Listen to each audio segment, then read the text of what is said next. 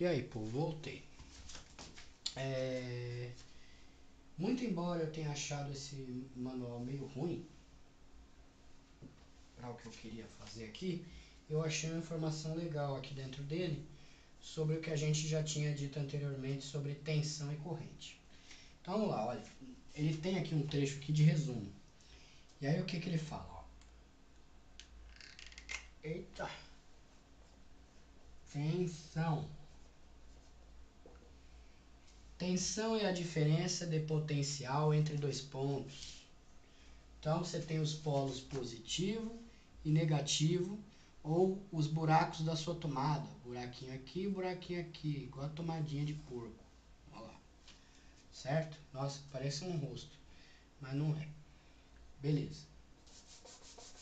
Tensão é a diferença de potencial entre este ponto e este.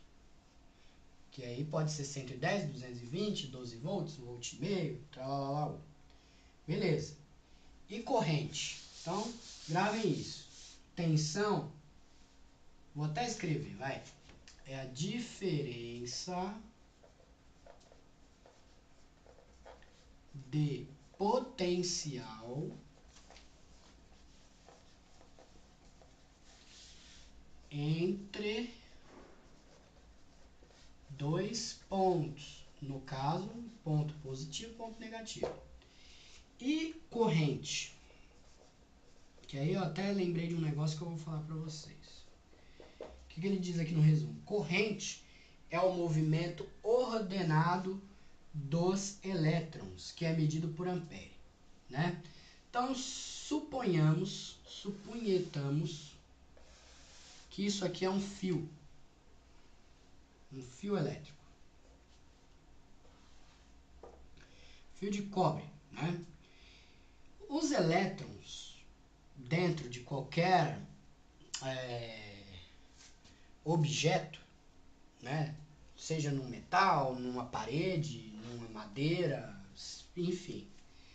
Os elétrons, eles sempre estão em agitação. Eles sempre estão em agitação, nas moléculas lá, nos átomos, tá? Estão em agitação constante. Mas é uma agitação meio bagunçada. Tanto que, se essa agitação fica mais lenta, o que acontece com o objeto? Ele fica frio. E quando essa agitação é muito rápida, a tendência é que o objeto fique quente. Por isso que você tem o tal do aparelho de micro-ondas. Por quê? Porque essas moléculas, né? No caso do micro-ondas, são as moléculas de água. Ele agita as moléculas de água do alimento, deixando o alimento quente. Beleza. Mas retornando aqui. Então elas estão aqui, os elétrons se agitando dentro do fio de cobre e tal. E o que a corrente elétrica é? É quando você tem um movimento ordenado desses elétrons. Então eles estão indo para lá, para cá, para lá, para cá, para cá. E de repente, quando você tem uma corrente elétrica, esses elétrons eles começam a trafegar ordenadamente num sentido. E aí você tem a corrente. A diferença de potencial entre dois pontos, ponto positivo e negativo, é medida por volt. E a capacidade desse movimento ordenado dos elétrons é medido por ampere. No caso da bateria, quanto mais amperagem, quanto mais elétrons fugindo em movimento ordenado, maior é a capacidade de armazenamento dessa bateria. E a diferença em potencial do ponto positivo e negativo da bateria, que seria a tensão elétrica, é a tensão elétrica, é o volt. Por isso que, por exemplo, você tem um aparelho X, que ele consome 12 volts, por exemplo. Consome 12 volts. Né?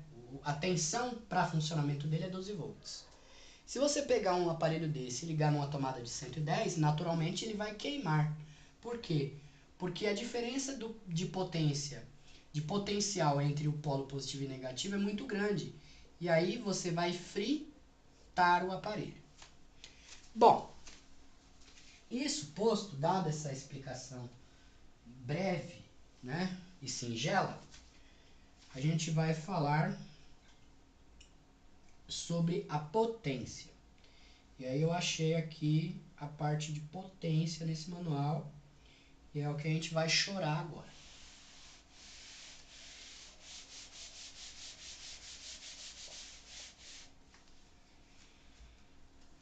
Vamos lá. Potência.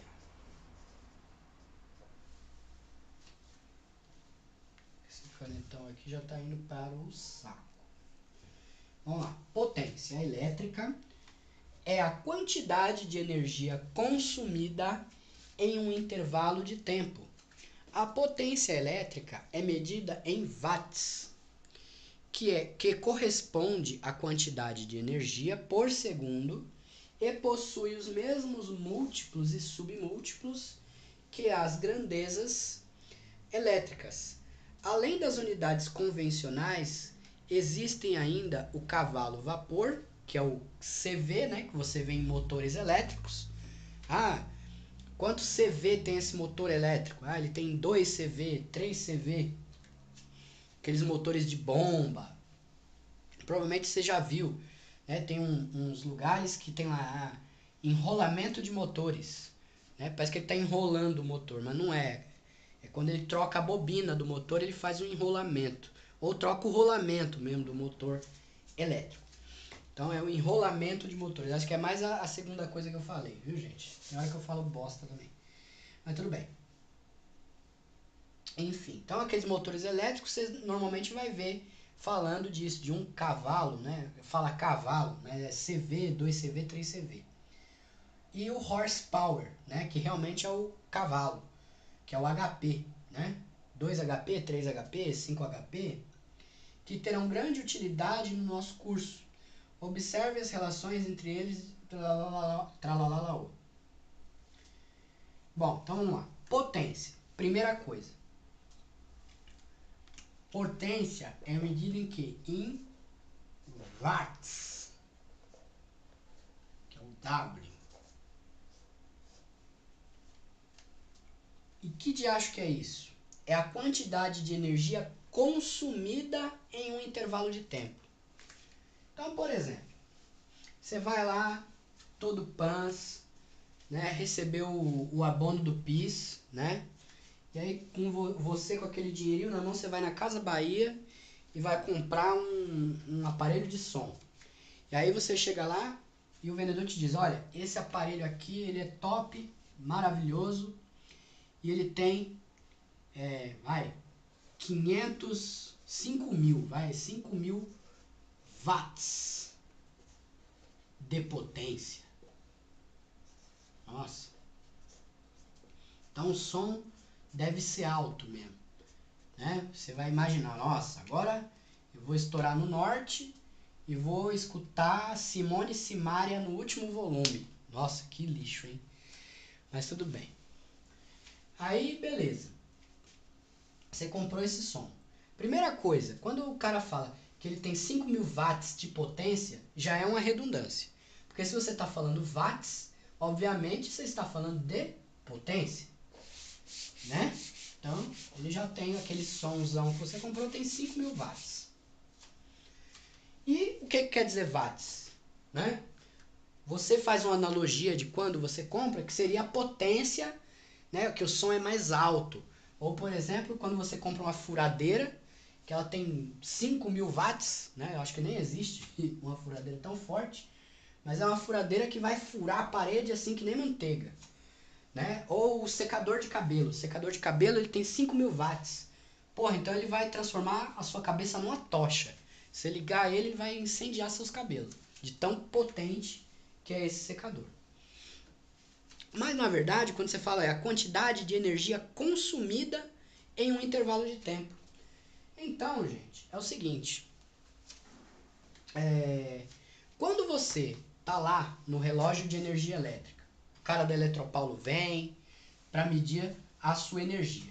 Ele vai medir a energia normalmente assim, ó. Esse é o símbolo. Acho que é isso. Se eu não me engano, é isso. Ele vai lá pegar as informações lá no seu relógio e ele vai identificar isso, ó. Você consumiu não sei quantos quilowatt-hora.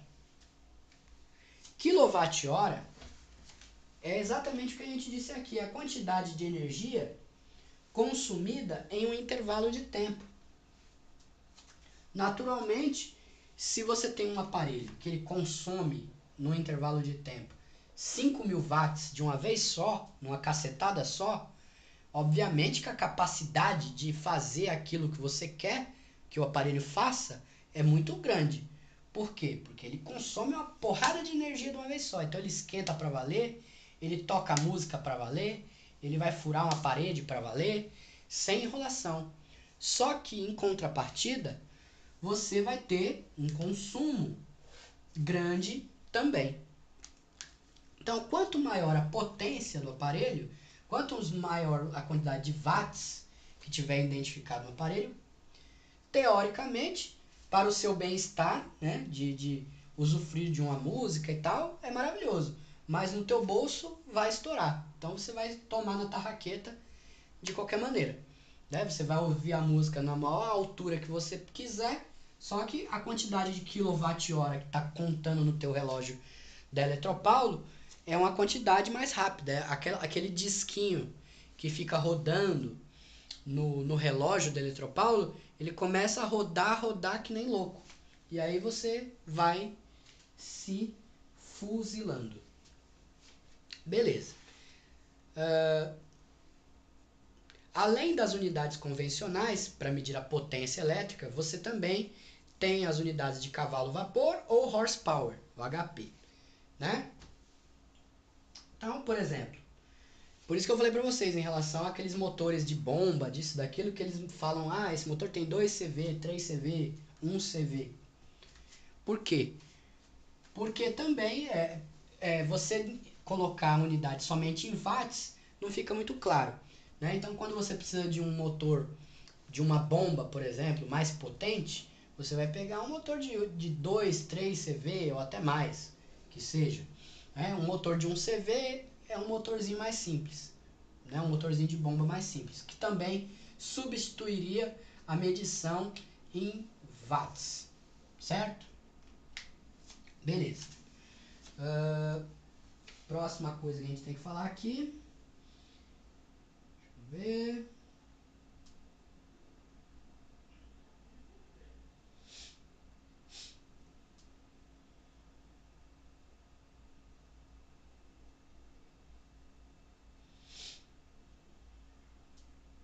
Tem um aparelho de medida aqui, que ele pediu para a gente estudar, que a gente vai ver já já.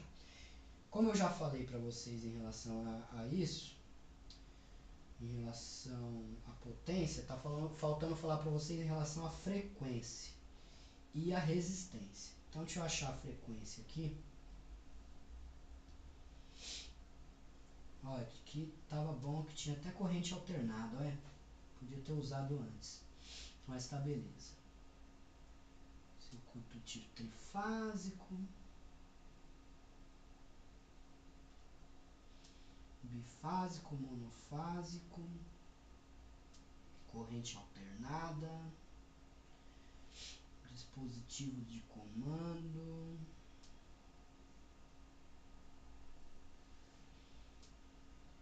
instrumentos de medidas, que é o que a gente vai ter que falar já já. Potência a gente já acabou de falar, já enchemos o saco. Tá. Frequência eu não tenho nesse manual, eu vou procurar e aí eu falo para vocês. Então vamos pular a frequência e vamos falar sobre resistência, que é o que eu tenho ali.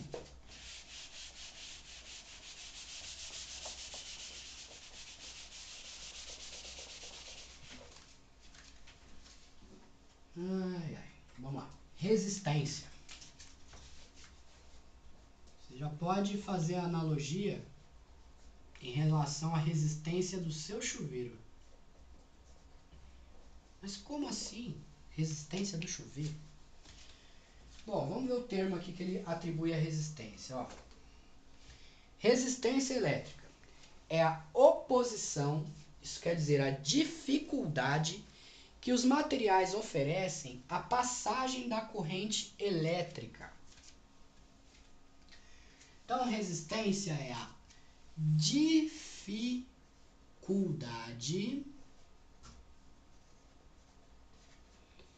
que os materiais em geral oferecem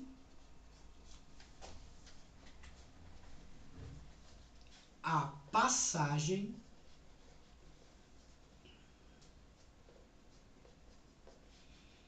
da coceira no joelho, não, da corrente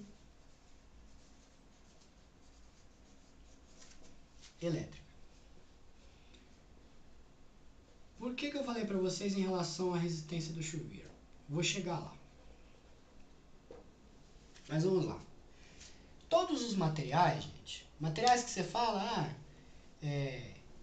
madeira, metal, plástico e tal. Obviamente que madeira e plástico, eles não são condutores elétricos. Normalmente, condutores elétricos, por exemplo, a água é um condutor elétrico e os metais, em geral, são condutores elétricos. Só que cada metal, deixa eu ver se tem tempo de eu falar isso para vocês. Tem tempo. Cada metal, devido à sua densidade, né, todo metal ele não é igual. O ouro, ele é de um jeito, o alumínio é de outro, o ferro é de outro, o cobre é de outro jeito, né? Cada um vai ter ali a sua densidade, seu densidade, vamos falar bonito que eu não sou físico, mas cada um tem o seu tipo, cada um tem o seu jeito, né? Cada metal tem o seu jeito, e dependendo do metal que você utiliza, ele pode, para fazer uma transmissão de corrente elétrica, ele pode ocasionar mais dificuldade que outros materiais para a passagem da corrente elétrica. Por exemplo, quando você vai fazer a instalação elétrica de uma residência ou de um aparelho eletrônico, normalmente que você utiliza fios de cobre. Por quê? Porque o cobre ele tem uma capacidade de transmissão elétrica muito mais suave e tranquila. Então, não há dificuldade para os elétrons transitarem por dentro dele. Certo? Beleza. Já, por exemplo, uma resistência de chuveiro, se você já viu, ela é de metal. É uma molinha de metal, de uma liga metálica, que eu não tenho bem certeza qual é. Acredito que seja algo como níquel, ou tungstênio, ou sei lá o que seja. E esse tipo de metal, ele ocasiona uma resistência à passagem da energia elétrica. Por isso que você chama a resistência do chuveiro de resistência. E devido a essa dificuldade que ela traz para passagem da corrente elétrica, em contrapartida, o que é gerado? É gerado o calor, que é o calor que esquenta a água para você tomar banho, é o calor que a resistência de um secador de cabelo gera para esquentar o ar para secar o seu cabelo. Até a lâmpada que está iluminando aqui a gente, aquele filamentozinho que tem dentro de uma lâmpada incandescente, né, que agora já nem é mais autorizado a ser fabricado, né, a lâmpada incandescente, agora pode ser de LED, né, mas você que já é coroa, você sabe que a lâmpada antigamente tinha um filamento que vivia queimando e aí rompia. Então, aquele filamento é feito de um material, de um metal, que causa dificuldade para que os materiais para que a corrente elétrica passe dentro dele. E aí, naturalmente, o que ele ocasiona? Calor.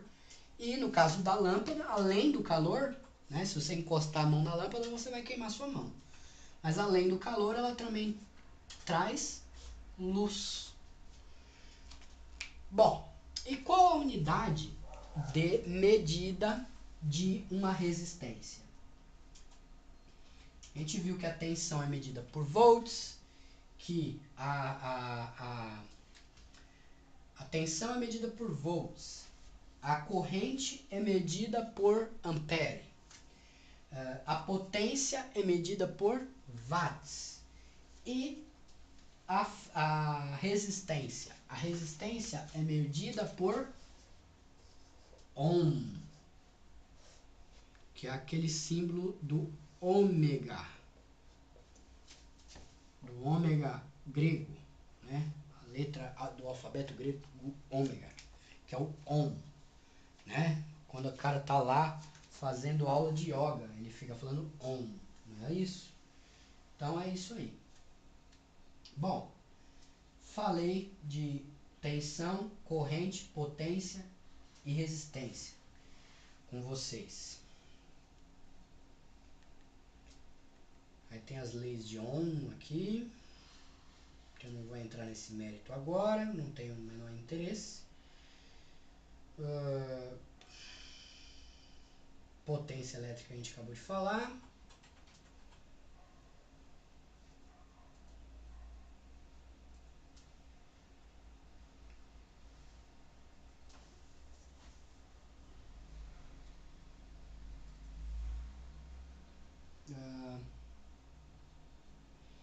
Bom, o que vai ficar faltando de eu falar para vocês ainda? E no caso para mim, vai ficar faltando eu falar sobre frequência elétrica e vai ficar faltando falar em relação aos instrumentos de medição sobre o wattímetro, que aqui eu não tenho. Então eu vou concluir com vocês falando do voltímetro e do amperímetro. Cadê o diacho do apagador? Então, isso posto, falamos sobre as grandezas elétricas, não concluímos, faltou falar sobre frequência, eu vou pesquisar e trazer, tá, para vocês. Só vou aproveitar o tempo que a gente tem para falar do voltímetro e do amperímetro.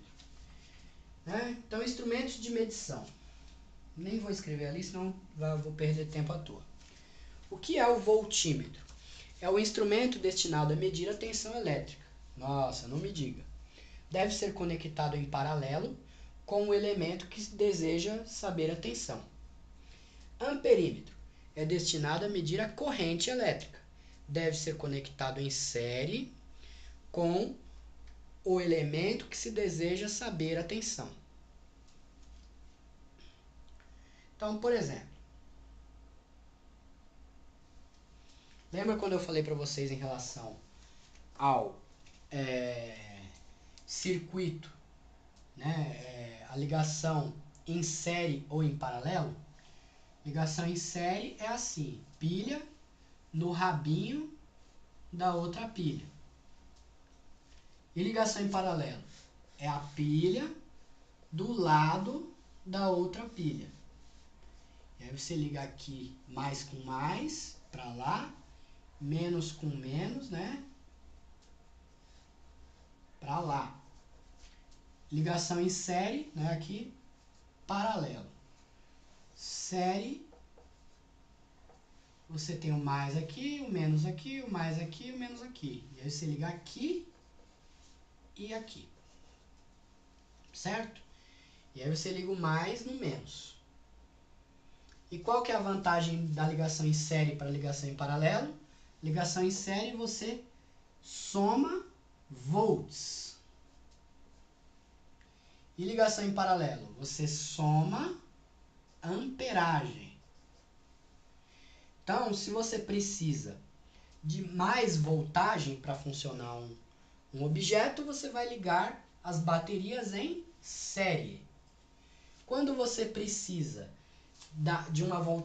você não precisa de mais voltagem, mas você precisa de uma durabilidade maior, né, que a corrente seja mais duradoura, você vai fazer a ligação em paralelo para você ter uma amperagem maior.